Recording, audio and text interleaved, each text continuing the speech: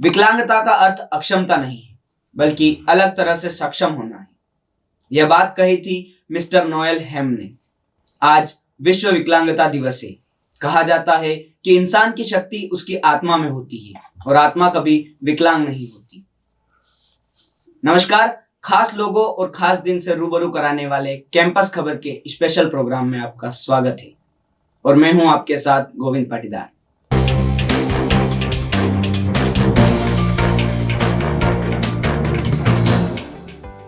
मनुष्य इस संसार का सर्वश्रेष्ठ प्राणी माना जाता है। उसके पास सोचने, समझने और करने की जो क्षमता है, वह किसी अन्य प्राणी की योजना के कारण वह अद्भुत कार्य कर सकता है। अपने सामर्थ्य से तथा अपनी शक्ति के सदुपयोग से वह दूसरों के अभाव को दूर कर सकता है। वह अपने मानवीय गुणों तथा परोपकारी वृत्ति के माध्यम से दूसरे में आत्मविश्वास जगाकर उसकी हीन भावना को दूर कर सकता है। एक साधारण मनुष्य को विकलांग यानी दिव्यांग व्यक्ति पर बिना किसी सहानुभूति के उसका साथ देने की आवश्यकता होती है। विश्व में पिछले 28 साल से विश्व विकलांगता दिवस मनाया जा रहा है। विकलांग वे लोग कतई नहीं होते जिनमें कोई कमी हो, बल्कि वे लोग हैं जो ईश्वर के सबसे प्रिय हैं। इनके पास अलग गुण हैं। इन लोगों में आम लोगों की तुलना में अधिक आत्मबल और इच्छा शक्ति होती है, जो कि इन्हें अन्य लोगों से खास बनाती है। इसलिए भारत में प्रधानमंत्री मोदी ने आग्रह किया कि इन्हें विकलांग की जगह दिव्यांग कहा जाना लगे। लेकिन आज भी विश्व में दिव्यांगों को लेकर कई समस्याएं हैं। इन बाधा रूपी समस्याओं को मिटाने के लिए ही हम एक दिन को विश्व विकलांग दिवस के रूप में मनाते हैं। अंतर्राष्ट्रीय, राष्ट्रीय और क्षेत्रीय स्तर पर विकलांगों का उनका अधिकार मिले, उनका विकास हो, उनके साथ भेदभाव न हो, इस विचार को ध्यान में रखते हुए संयुक्त राष्ट्र आम सभा ने 1981 को विकलांग व्यक्तियों का अंतर्राष्ट्रीय वर्ष घोषित किया। इस संदर्भ में आगे कई सारी योजनाओं का भी निर्माण किया गया। संयुक्त राष्ट्र महासभा ने 1983 से 1992 को विकलांग के लिए संयुक्त राष्ट्र के दशक की घोषणा की थी, ताकि वह सरकार और संगठन को इससे जुड़ी गतिविधियों को लागू करने के लिए एक लक्ष्य प्रदान कर सके। इसके बाद 1992 से 3 दिसंबर विश्व विकलांगता दिवस के रूप में मनाया जाने लगा। आज के युग में व्यक्ति में अस्मिता का, आत्मसम्मान का भाव जाग उठा है। वह किसी की दया, कृपा, करुणा का पात्र दीनहीन न समझकर उन्हें अपना मित्र और सहयोगी समझकर उनकी सहायता करनी चाहिए। उन्हें आत्मनिर्भर बनने का अवसर प्रदान करना चाहिए। अतः हमारा कर्तव्य है कि हम उनके आत्मसम्मान की रक्षा करते हुए उनके साथ सहृदयता, सहानुभूति और सहयोग का आचरण करें। उनके पुनर्वास के लिए हर संभव उपाय करें। यह कार्य व्यक्ति, समाज सेवी, संस्थाएं और प्रशासन तीनों कर सकते हैं।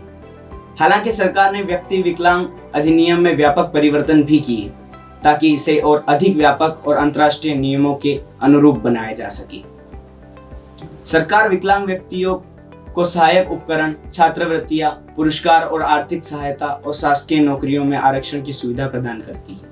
वहीं निजी क्षेत्रों में विकलांग लोगों के लिए रोजगार के अवसर बढ़ाने हेतु उन्हें अवसर उपलब्ध कराने वाले नियोक्ताओं को प्रोत्साहित करने जैसी अनेक योजनाओं के माध्यम से सरकार विकलांग कल्याण के कामों में लगी हुई है।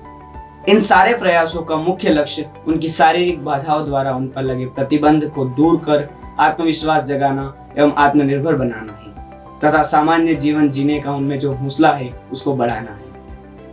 आइए अब आपको मिलवाते हैं भारत के कुछ ऐसे ही दिव्यांगों से जिन्होंने विकलांगता को अपनी कमजोरी नहीं बल्कि शक्ति बनाया। यह है अरुणिमा सिन्हा, जिन्होंने अपनी जिंदगी में कई मुश्किलों का सामना किया। अरुणिमा को चलती ट्रेन से डाकुओं ने नीचे फेंक दिया था, जिससे उन्हें अपना एक पैर खोना पड़ा। इसके बावजूद उन्होंने अपने जज्बे में कोई कमी नहीं आने दी और 2 साल पहले ही माउंट एवरेस्ट पर चढ़ने वाली अरुणिमा पहली विकलांग महिला बनी। इसके बाद यह है Sai Prasad Rajendra Singh. Men's heavyweight olympic में मेडल जीत चुके राजेंद्र जब 8 महीने के थे तभी उन्हें पोलियो हो गया था। 8 साल की उम्र तक उनकी मां उन्हें गोद में लेकर डॉक्टरों के पास ले जाया करती थी। पोलियो ठीक हो जाता है, इस विश्वास में उन्होंने जिंदगी के 21 साल बिता दिए। लेकिन एक दिन उन्होंने अपनी शारीरिक अक्षमता को स्वीकार कर लिया और नई शुरुआत की। आज पूरे देश को उन पर गर्व है।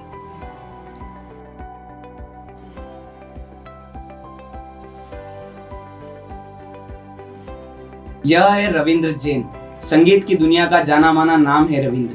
जन्मांध होने के बावजूद इन्होंने कभी अपनी इस कमजोरी को रास्ते की रुकावट नहीं बनने दी। इन्होंने कई सुपरहिट गानों को संगीत देने के साथ ही अपनी आवाज भी दी। रामायण जैसे प्रसिद्ध धारावाहिक में रविंद्र जी के भजन सराहनीय हैं।